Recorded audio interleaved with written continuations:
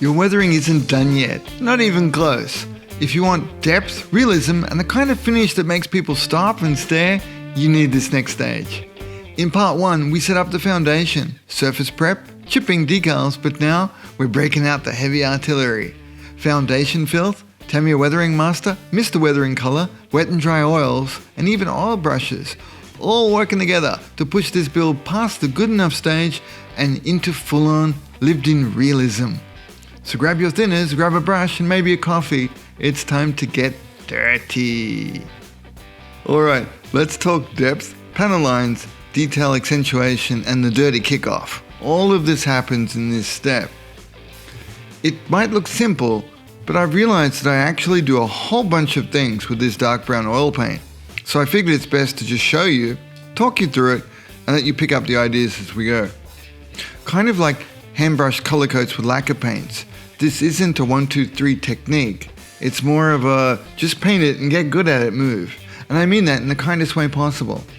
I love this step, and honestly it's probably the #1 move that makes link models look like link models. So if you like how my stuff looks, spend extra time and care decoding this one. Now the product and alternatives. Does it have to be this product? No, it doesn't. Do I like this product? Yes, I do. Has the maker changed this product? Yes, they have, and they will change it again. That's what they do. What is it, and can you replicate it? Sure, you can. It's dark brown oil paint with a little odorless thinner and probably a couple of additives that help it dry and cure faster. Do you need to add those additives? No, but they do help, and yes, that's why I like using it. That said, I won't lose sleep once I use it all up. For a homebrew solution, I'd suggest burnt umber for the brown wash and a 50-50 mix of lamp black and burnt umber for the dark wash. But of course, you can alter that to taste. The small amount of odorless thinner added to the product allows it to flow into panel lines and around details while still being thick enough to pool where needed. I like to let it dry and have experimented with how long to wait. Surprisingly, it's still workable even after a full 24 hours sitting on the bench. So I suspect it lasts longer, but I'm not going to risk it. There's nothing in it for me to test the absolute limits, but I figured you might like to know my experience with it. Now the 3 main ways to use it. If I had to write the textbook on this technique again, and remember, I have, for the Sci-Fi FAQ for this product's maker, I'd say there are broadly 3 ways to use it. Number 1 would be fine brush application into careful details. Number 2 is heavy but controlled application. This is what I'm mostly showing you today. It slightly overloads the details with the plan to cut it back later, letting the after effects do some of the work. And number 3 would be a full-on gunk wash application. Yeah, honestly, I think that last one is a bit of a waste for an expensive commercial product. If you're going to go all in on a gunk wash, I'd recommend going homebrew for more control, and yes, I've got some examples of that coming up for you in future videos. Now for the actual process, this is the heavy application, and I'm using the thinness out of the bottle to let it flow naturally into details. Then I let it dry, allowing it to settle back into its oil paint form. Next, I take a soft flat brush and chop it back to produce tighter lines with a blur around them. I use it to create general brown, dark brown blurring effects with the oil paint. You see what I mean? It's just one product, more or less, but there are quite a few effects and ways to use it. Please have fun doing it. I know I do. This is one of my favorite processes. Mr. Weathering Color 02 Ground Brown. This series, and I only have a couple so far, is pretty new to my workbench. I've tested them a few times in different ways, but I really liked how they worked on the MASKENBALL. At first, I expected them to be just another brown paint in thinner in a bottle solution, but no, they're actually quite good. I suspect they're a mix of oil paint, an acrylic curing medium, and a mineral spirit-based solution that also contains naphtha. You can smell it. This time I've used them for pinpoint, tighter applications for intense filth, the kind that accumulates on a machine in hard use. I've used a slightly blunt size 1 brush, half loaded, to create spots a couple of millimeters across, a size that reads well on a HUND. I've also thrown in a few bigger ones in certain spots, still very much experimenting with this particular paint. Here are a few spots I made earlier, left to dry for a few hours, and I found that this is a good consistency to work into the paint for some cool effects. For this step, I've chosen a Tamiya modeling brush HF, the smaller flat brush in the pack. I start to carefully stipple and work the paint into the surface. Right away, you can see it matches up with the other weathering effects I've already built up. The paint has more flatness and staining power than regular oil paint. It really sticks to the surface. Now I'm not just stippling. As I work it up to the panel lines, I'm letting it blur along the details, almost like an accent wash to add depth. On the ear section here, I've blended it into a previous streaking effect, developing it into a darker form of the base color, and it blends beautifully. I'm very impressed. Larger spots work too, and I've used them to discolor the grey paint, starting from the top corner across and down. This helps sell the idea that the discoloration is happening from above, accentuating the MASKENBALL's paint scheme. I've done the same techniques on the opposite corner, working it over the light blue and yellow sections. This time I've left it less blended and more visible to counter the effects on the opposite top corner. Does that make sense? It's about balance, blending just enough to look dirty and natural, but not so much that it disappears. Playing with that balance is key. Now dry time and real-time performance show off. Now coming back to the dots we placed at the beginning of this section, let's see how they behave when worked at different drying times. It's been about 6 to 7 minutes in real time, and you can instantly see the paint is much softer. In one way it's easier to blend, but at the same time it's less durable for finessing. I'm not saying that's good or bad, just a Vulcanian observation on how the product performs relative to the drying time. I actually really like this effect. It almost looks like a scorch mark at this stage. It will fully cure overnight and be impervious to rubbing off. In 24 to 48 hours, it will be completely solvent proof. So yeah, that's a big thumbs up from me.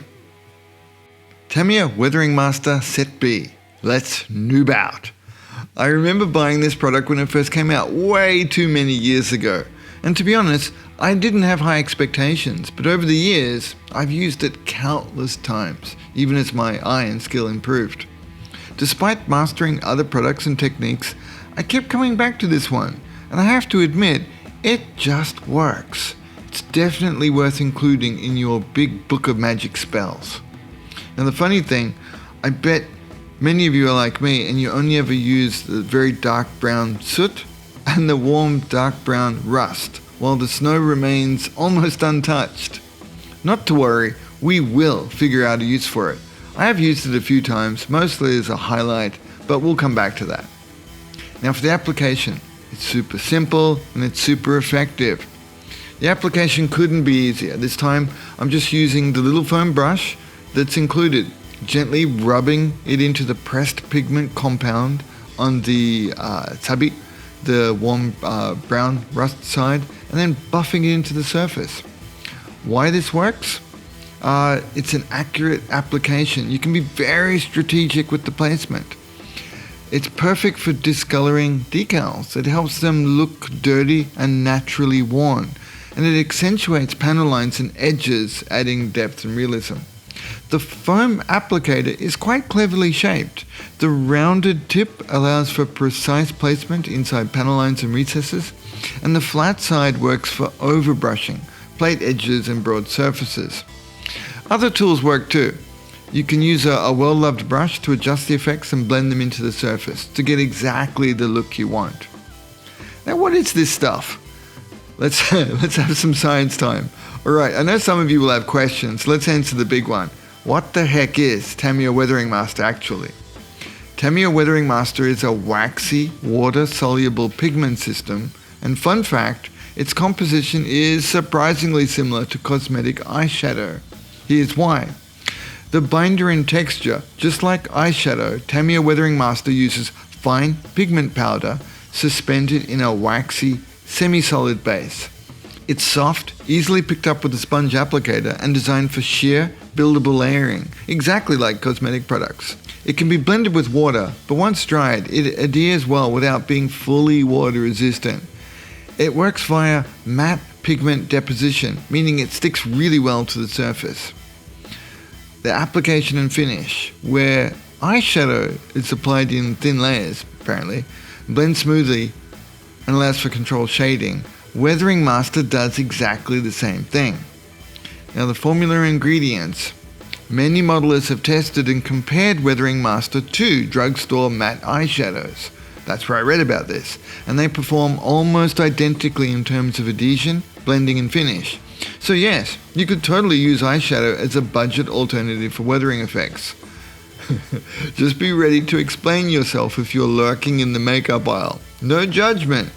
But that's why my eyeshadow comes from Tamiya, even though it doesn't really suit my complexion or skin type. Just kidding.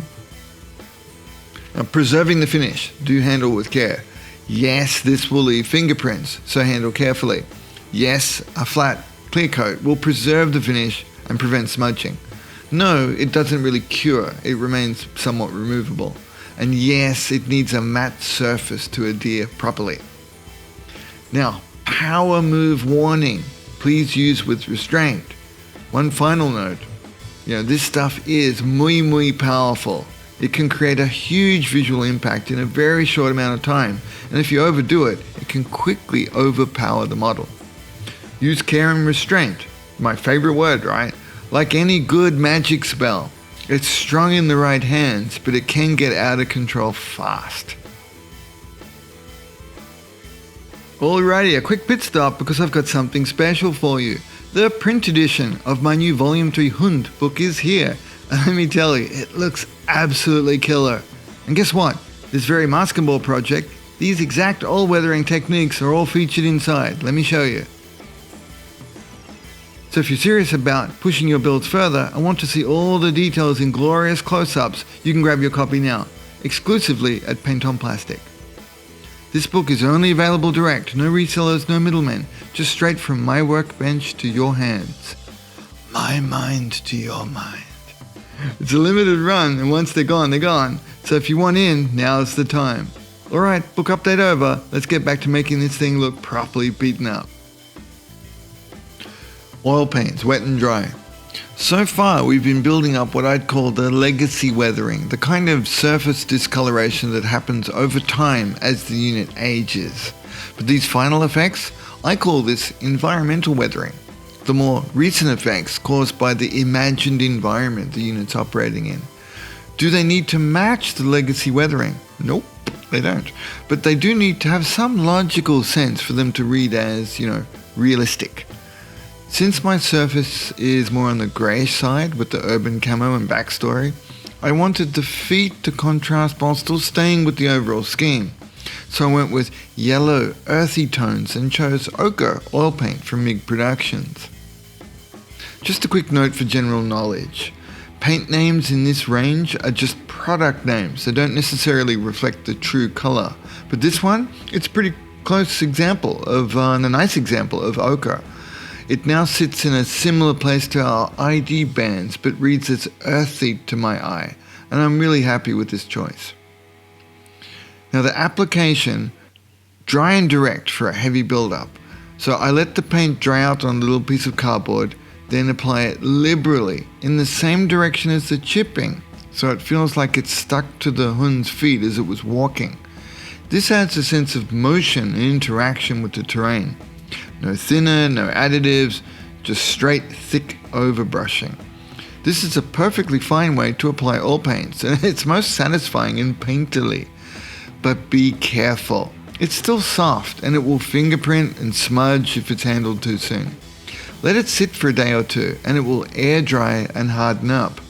Over several days, it'll fully cure and become impervious to solvents if you need it to be. For me, since this is a final finishing move, I just apply it and leave it alone. Now, I've got a little director's cut moment here, my happy little accidents. One thing I noticed and remembered While my brush is loaded, I'll often apply a little of the color onto other areas of the model. Is it a realistic choice? No, not necessarily. But does it help tie the colors together and add cohesion? Absolutely. Classic painters reuse colors in different areas of their work to bring everything together. And while we're not doing classical art, we can absolutely borrow inspiration from them. I mean, steal cool stuff. Look at all them happy little tree accidents. Love this color. This was a great choice, Link. Now for some dark smoke effects, a kind of controlled dirtying. I also did a similar dry overbrush on the back of the engine area using the same brand's smoke color. It's not bad. It's a very dark greenish grey that gives a softer effect than pure black. This isn't a power move, but it adds a nice subtle touch to the finish.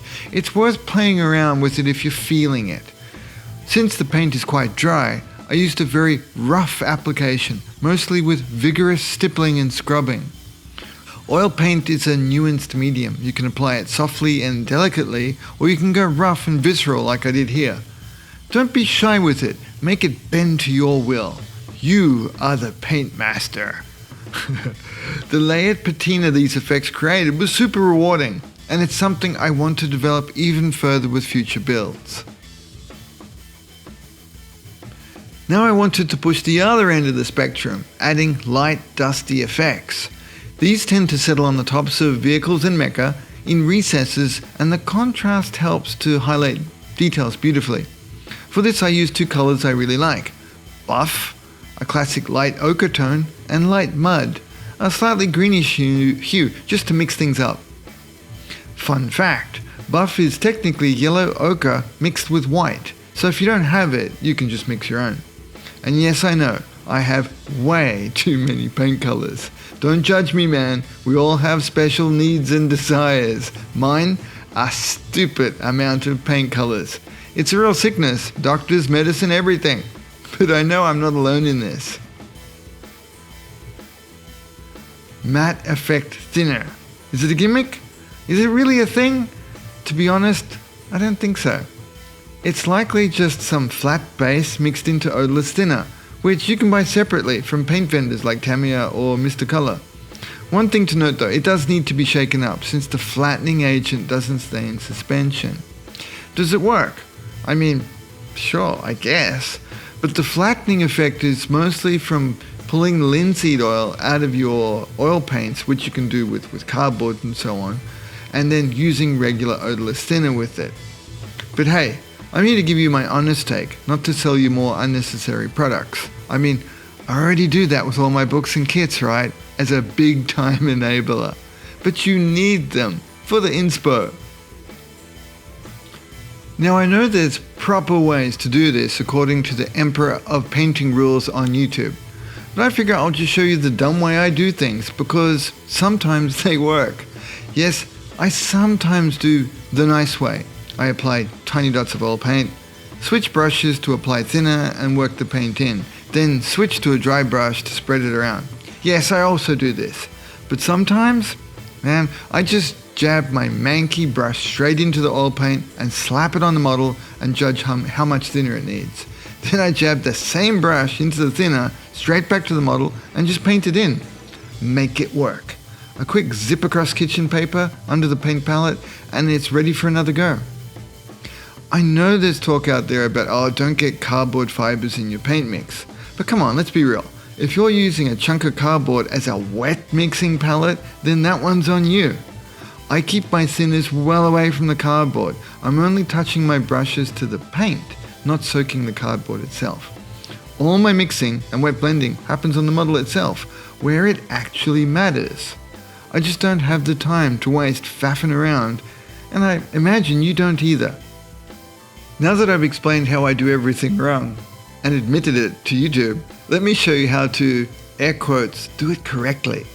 Jokes aside, my main point is to humorously share that all of these are viable ways to paint our models. The only thing that actually counts is the final finish, and there are plenty of ways to get there. One thing I like about the toothpick application is that it lets me see exactly how much oil paint I'm depositing and gives me direct tactile feedback on the state of the oil paint. For example, I could feel that the buff oil paint was still a little soft, while the light mud had firmed up significantly. Do I have a secret strategy for handling this though? Well, no, not really. But by knowing this yourself, you'll start building up a mental library of how different oil paints behave at different thicknesses and drying times. This is the kind of experience-based knowledge that makes weathering techniques instinctive over time. Since I'm working off this red oxide color, I wanted to play around with shifting some of my dust effects by introducing light blue, or hellblau. Also, side note, while my German language skills are still functionally useless, at least I can point to light blue and make myself understood. Great success. But seriously, why use light blue here? It unbalances the red oxide frame in a way that creates visual interest and adds realism to the overall color composition. The buff oil paint is warm, and it reminded me of the times that Ko-sensei talked about using discords, such as red and green together, to create beautiful, complex hues. Color theory moment, why this works. Red and green are complementary colors, opposites on the color wheel. When mixed, they neutralize each other and create a range of rich browns, muted reds, deep olive greens, and earthy greys. This technique is used in fine art and scale modeling to create more naturalistic tones, rather than the plastic artificial look of straight from the tube colors. Now, mixing light blue and buff isn't quite the same discord as red and green, but it does create a temperature and saturation shift that results in some very pleasing, naturalistic tones. For example, if you mix them evenly, you get a soft neutral grey. If you put more blue into it, you get a muted teal or grey-blue. If you add more buff, you get a warm grey or a subtle khaki. Since I'm using the HUND frame as the mixing palette, I've shifted the mix around to further randomize the effects. I also added a couple of dots of burnt umber, which is more or less a dark neutral, just to mix things up and add some shadow effects. Bringing it all together, blending and mini washes.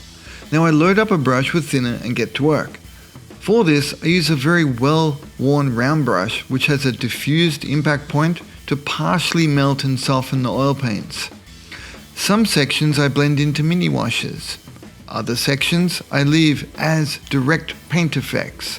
I do all of this on the fly, adjusting based on how the effects are shaping up. The key is to work the areas that need more blending, but also back off early to preserve the effects that already look good. And here's a pro tip. Instead of constantly reaching for more paint, I use the brush-borne mix solution and leave it on other parts of the model.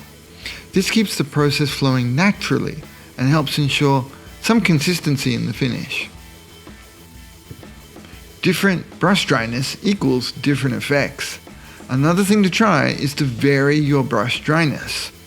As your brush transitions from being loaded with thinner to just slightly damp, it shifts from being a wash depositor to a blending tool. This lets you lay down stronger marks when the brush is wetter. Blur and fade effects as the brush dries, then control how sharp or diffuse the oil effects look. Now, mistakes though. Who cares? Because that's how you'll learn. Yeah, I know this run and gun wet blending approach can quickly lead to a muddy mess, but that's okay. As wise old Jakey the dog from Adventure Time says, the first step in getting good at something is sucking at something. And you can always remove an effect if you don't like it. Let it dry and try again. That's all part of the joy of modeling, and you will improve with each run at it, I promise. And of course, if you buy my books, bro. Well, working intuitively, keeping the process fluid. One of the biggest things I want to stress is I don't work in isolated little sections. Instead, I keep the balls in the air. Phrasing link. Working with what the model is giving me at any given moment. By doing this, I can react to how the colors are interacting. I can target different areas at the right moment. I can let the brush do the work rather than forcing an effect. Some sections make sense to hit first when the brush is wet with thinner, while other sections should be targeted later as the brush dries. This approach makes the process lively, fluid, and organic. Your brain can process more input than you realize, so just drink it all in, adapt, and enjoy mastering the outcome. Refining the details, switching down in gears. So at this point I dropped down to a smaller brush and went back to a wetter approach. A finer, pointier brush lets me augment details more precisely, tighten up certain areas for a more refined outcome. Could I do this all with the same brush? Sure, but the outcome would just be different. The best way to learn is to study and experiment with it yourself. Give it a go and let me know what you think. I would love to compare notes. The bonus round of the final touches. Sometimes you reach the finish line on a project, but there are still few areas that need the touch-ups and weathering, or maybe you just feel like it needs one more round. But by now, you've probably already thrown out your Chunko cardboard and your oil paints are hard as a rock. So here's my truth bomb share on the Oilbrusher products. They're actually good. They work as advertised and I do like them. But they never seem to make it into my first round picks. They're always on the bench until late in the game when the coach finally decides to give them a couple of minutes of field time so that they didn't suit up for nothing. A couple of my oil brushes now have cracked lids. They still work okay, but none have dried up, so that's good. And I got this set way back when they first came out in, I think it was 2017. So not bad. And I do like using earth, and I like saying it in Japanese, and they pronounce it ass. And dust. Sorry, there's nothing funny about that one. A couple of spots, a quick blend, and we can salute and call it mission accomplished. Now, for a bonus tip, if you want to get some extra practice, you can do a little on the inside of your armor pieces too. Yes, sometimes these are visible in photos, and trust me, you don't want to have a beautifully weathered machine with a perfect, spotless factory finish inside the armor plates in a blow-up photos from like one of my books. That would be tragic. I'd mock myself unmercifully. You are a failure. And that's a wrap for part 2 of the MASKENBALL Weathering series. We've taken this build from factory fresh to full-on battle worn, stacking up depth, grime, environmental effects, and all techniques to bring it to life. This is what makes weathering so much fun. It's not just about making something look old, it's about making it feel real. If you found something that you can use in your own builds, hit that like button. It helps more than you know. And drop a comment. What was your favorite technique from this series? What's your go-to all-weathering move? And if you want early access to future projects, plus a chance to build alongside an amazing community, join the Brobot crew on Patreon.